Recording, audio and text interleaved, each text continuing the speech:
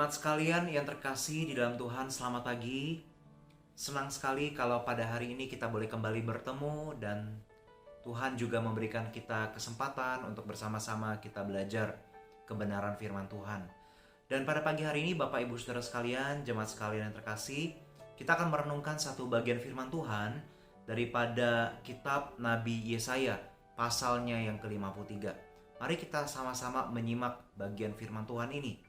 Yesaya pasal 53, kita akan membaca satu pasal ini secara keseluruhan. Demikian firman Tuhan tertulis. Siapakah yang percaya kepada berita yang kami dengar? Dan kepada siapakah tangan kekuasaan Tuhan dinyatakan? Sebagai taruk ia tumbuh di hadapan Tuhan, dan sebagai tunas dari tanah kering. Ia tidak tampan dan semaraknya pun tidak ada, sehingga kita memandang dia. Dan rupa pun tidak, sehingga kita menginginkannya. Ia dihina dan dihindari orang, seorang yang penuh kesengsaraan dan yang biasa menderita kesakitan. Ia sangat dihina sehingga orang menutup mukanya terhadap dia, dan bagi kita pun dia tidak masuk hitungan. Tetapi sesungguhnya penyakit kitalah yang ditanggungnya, dan kesengsaraan kita yang dipikulnya. Padahal kita mengira dia kena tulah, dipukul dan ditindas Allah. Tetapi dia tertikam oleh karena pemberontakan kita. Dia diremukkan oleh karena kejahatan kita.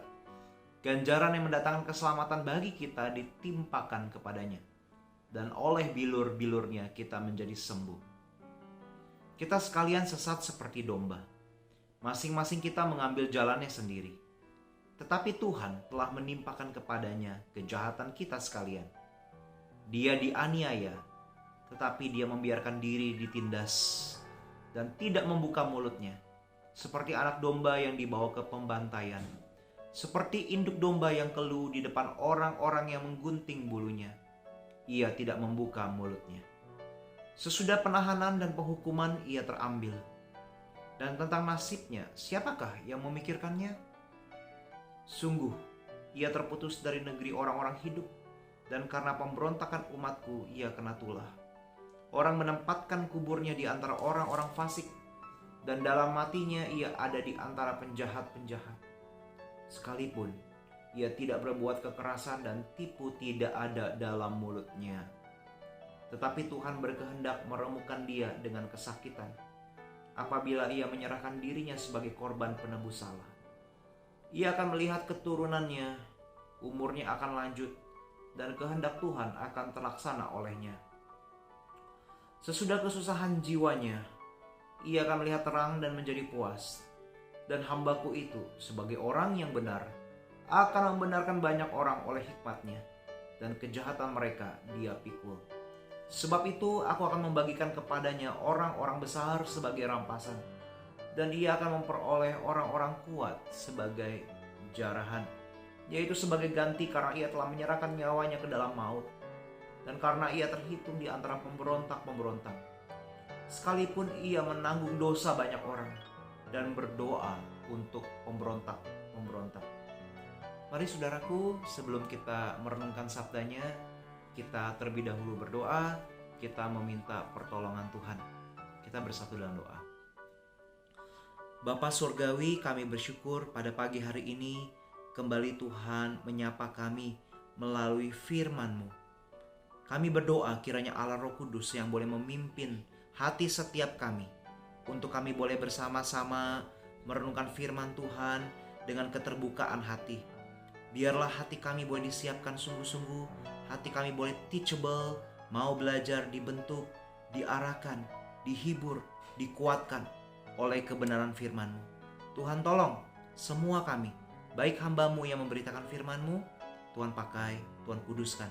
Dan juga setiap anak-anak Tuhan yang mendengarkan firman ini dimanapun mereka berada, kapanpun mereka mendengarkan, kiranya Allah Roh Kudus juga berkarya bagi setiap anak-anak-Mu. Demi Kristus Yesus, Tuhan kami yang hidup, kami berdoa. Amin. Saudaraku yang terkasih di dalam Tuhan, pernahkah Anda berada pada titik terendah di dalam kehidupan Anda? Suatu kondisi di mana pergumulan yang berat, atau penderitaan yang hebat hadir, terjadi di tengah kehidupan kita. Pergumulan yang berat atau penderitaan yang hebat itu mungkin disebabkan oleh sakit penyakit, atau mungkin disebabkan oleh problem finansial, masalah rumah tangga, kejahatan yang menimpa diri kita, musibah yang terjadi, dan lain sebagainya. Di tengah kondisi yang berat, seringkali dan sangat mungkin saudara maupun saya dapat terdiam, termenung, dan mengajukan beberapa pertanyaan. Pertanyaan yang pertama, sesungguhnya siapakah yang paling mengerti penderitaan dan pergumulan yang sedang kualami ini? Rekan-rekan, saudara seiman, orang-orang di sekitarku, sekalipun mereka mencoba berupaya untuk membantu kita, mencoba untuk mengerti situasi kita, tetapi sesungguhnya mereka tidak betul-betul memahami apa yang sedang kualami. Toh mereka tidak mengalami penderitaan yang hebat seperti yang aku alami saat ini. Mungkin pertanyaan itu muncul di dalam benak kita. Pertanyaan selanjutnya, jangan-jangan kita juga bertanya demikian. Apakah Tuhan sendiri sebenarnya memahami, mengerti pergumulan dan penderitaan yang sedang kualami saat ini? Kalau Tuhan memahami atau mengerti, mengapa tampaknya Tuhan diam dan Tuhan jauh? Namun saudara, bila kita membaca ke dalam Yesaya pasal 53, kita dapat menemukan saudara bahwa Tuhan bukan hanya mencoba untuk memahami, bukan hanya mencoba untuk menolong atau mengerti kondisi pergumulan atau penderitaan yang kita alami, sebagaimana mungkin orang-orang yang dekat, saudara-saudari seiman kita. Tetapi sesungguhnya Tuhan benar-benar dapat memahami penderitaan kita. Karena Allah di dalam Kristus yang tidak bersalah pernah dibuat menjadi bersalah. Dan karena itu ia mengalami penderitaan yang dahsyat. Karena apa? Karena pelanggaran dan dosa-dosa kita. Saudara, Mesias atau hamba Tuhan yang menderita digenapi di dalam pribadi Yesus Kristus. Penderitaan yang telah ia alami menjadikan dia seorang figur, seorang pribadi yang sesungguhnya sungguh-sungguh memahami apa makna dari penderitaan itu. Oleh karena itu jelas di dalam Yesaya pasal 53 ini adalah berisi nubuatan tentang figur Mesias yang digenapi di dalam pribadi Yesus Kristus dalam perjanjian baru. Saudara, mari kita melihat beberapa poin pembelajaran di sini. Yang pertama, bila kita melihat di dalam ayat 2 dan 3 di dalam pasal 53 yang tadi kita baca, kita bisa melihat di sana digambarkan ada sebuah penderitaan emosional yang dialami oleh Kristus. Saudara, kita bisa memperhatikan di sini ada frasa-frasa seperti tidak ada yang memandangnya, tidak ada yang menginginkannya, ia dihina, dihindari, penuh kesengsaraan, biasa menderita kesakitan, sangat dihina, tidak masuk hitungan. Saudara, bahkan bukan hanya itu. Bukan hanya terjadi ketika menjelang ia disalibkan. Saudara, di dalam kisah Natal seringkali dikotbahkan salah satu dari Injil Yohanes pasal pertama. Di sana diceritakan tentang Allah yang dari kekal sudah ada. Dia menjadi sama dengan manusia. Dan ketika ia datang ke dalam dunia, digambarkan ia sebagai sang terang itu. Selanjutnya dikatakan dunia tidak mengenalnya. Orang-orang kepunyaannya itu tidak menerimanya.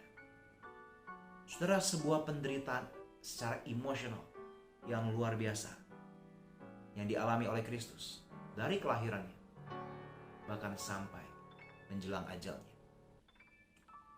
Berikutnya saudara, poin yang berikutnya di dalam ayat 5 dan 7 digambarkan tentang penderitaan secara fisik yang dialami oleh Kristus. Ayat 5 dan 7 kita bisa melihat kata-kata seperti demikian. Dia tertikam, diremukkan, dia ditindas seperti anak domba yang dibawa ke pembantaian. Saudara, mungkin Anda dapat bertanya, loh, di dalam sejarah dunia ini kan juga banyak orang yang meninggal secara mengenaskan. Mungkin lebih parah, lebih tragis daripada yang digambarkan dalam Yesaya 53 ini. Tetapi yang membedakan saudara, kita perlu perhatikan secara saksama, yaitu posisi Kristus itu sendiri. Sebagai pribadi yang innocent, tidak bersalah. Ia maha kudus.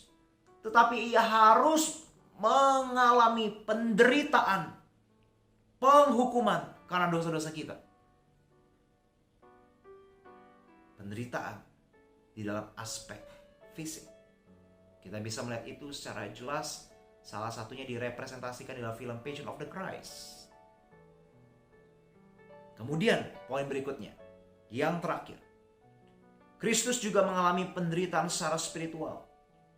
Di dalam ayat ke-6 kita bisa melihat di sana, tetapi Tuhan telah menimpakan kepadanya kejahatan kita sekalian. Di dalam 2 Korintus 5 ayat 21, Rasul Paulus juga pernah menjelaskan, Dia, Kristus, yang tidak mengenal dosa, telah dibuatnya menjadi dosa karena kita, supaya dalam Dia kita dibenarkan oleh Allah.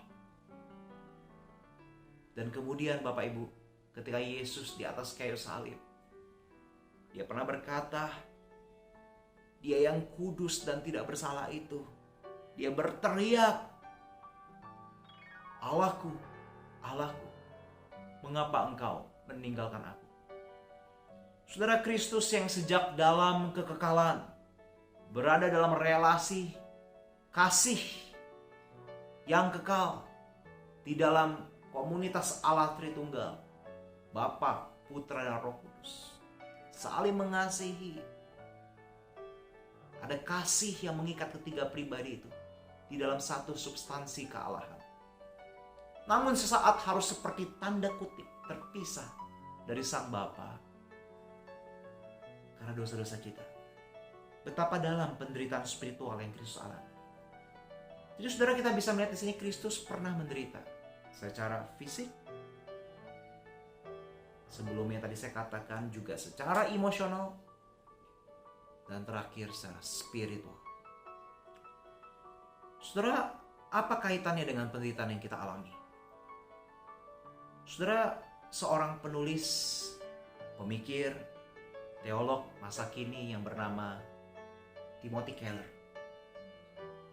pernah berkata, menjelaskan kurang lebih kalau saya kalimatkan sendiri begini. Ketika kita tidak menemukan jawaban di balik pertanyaan mengapa orang benar, orang-orang percaya yang takut akan Tuhan harus menderita atau mengalami penderitaan, cukuplah kita mengetahui bahwa Kristus sendiri yang tidak bersalah pernah merasakan, mengalami, melewati penderitaan itu karena kita. Kristus sendiri pernah menderita. Dia paham betul artinya suffering itu. Oleh karena itu, ketika menderita, ketika kita mengalami penderitaan, dalam satu titik tertentu cukuplah kita mengetahui, memahami bahwa Kristus bersama dengan kita.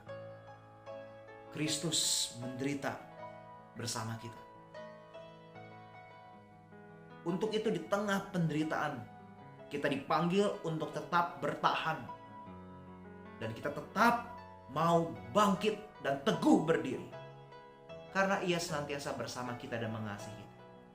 Dan bukankah kita juga memahami Bapak Ibu Saudara sekalian, karena penderitaannya dan pengorbanannya, Shalom itu hadir dalam kehidupan kita. Relasi kita dengan Bapa di surga diperdamaikan. Ada damai sejahtera, ada sukacita surgawi yang kita alami. Hidup kita jadi bermakna. Hidup kita jadi memiliki pengharapan yang sejati di dalam Kristus Yesus. Karena kasih-Nya. Karena kasih-Nya yang didemonstrasikan melalui penderitaan-Nya. Kiranya firman Tuhan boleh menguatkan kita dan menjadi berkat bagi setiap kita. Shalom, Tuhan Yesus memberkati.